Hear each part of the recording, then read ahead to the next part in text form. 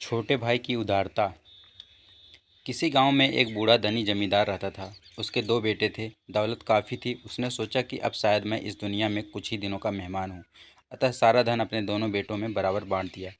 कुछ दिनों बाद वह बीमार पड़ा। उसने दोनों पुत्रों को बुलाकर कहा, मेरा अंत समय निकट है। कारोबार का ध्यान रखना।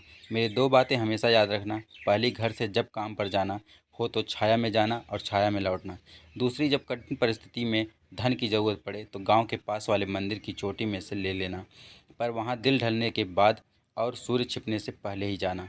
वह कहकर जमींदार चल बसा। जमींदार के दोनों बेटे कारोबार देखने लगे। छोटा भाई होशियार था। उसने खूब तरक्की की और कुछ ही दिनों में धन कई गुना इकट्ठा कर लिया।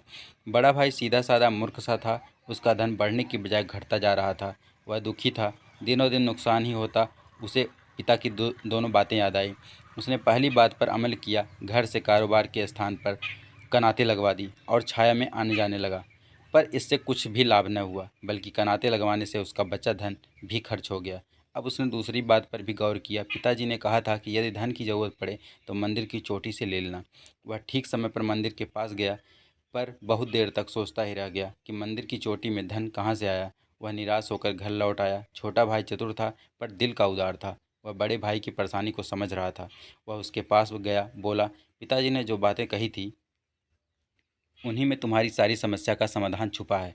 बड़े भाई ने आश्चर्य से कहा, पर वह तो मैंने आजमा कर देख ली। छोटे भाई ने हंसकर बताया, छाया में आने जाने का मतलब कनाते लगवा कर आना जाना नहीं, बल्कि यह है कि सुबह काम पर निकलो तो सूर्य उदय होने से पहले निकलो और सूर्य डूबने के बाद यानी अंधेरा होने पर लौटो। इससे तुम कारोबार को पूरा समय दे सकोगे और लाभ ही होगा। अच्छा, दूसरी बात का क्या अर्थ था? अभी तो मुझे धन की बहुत ज़रूरत है, बड़ा भाई उत्सुक होकर बोला। वह भी बता दूंगा, मेरे साथ मंदिर चलो। मंदिर के पास जाकर छोटे भाई ने हाथ के इशारे से बताया, मंदिर की चोटी की परछाई इस वक्त कहाँ पड़ती है? उसने तुरंत जवाब दिया, कुएं में। बस इतनी सी बात तो थी कि कुएं में धन गड़ा हुआ है, और क्या। बड़ा भाई खुशी से झूम उठा। खुदाई करा के धन निकाला। उसका कारोबार फिर चल पड़ा। पर अब वह बीच बीच में छोटे भाई से सलाह ले लिया करता था। तो दोस्तों, सच्ची घटना पर आधारित यह कहानी आपको कैसी लगी हमें कमेंट करके ज़रूर बताएं, और भी ऐसी धार्मिक कहानियों के लिए धार्मिक नॉलेज चैनल को ज़रूर सब्सक्राइब कर लें। धन्यवाद।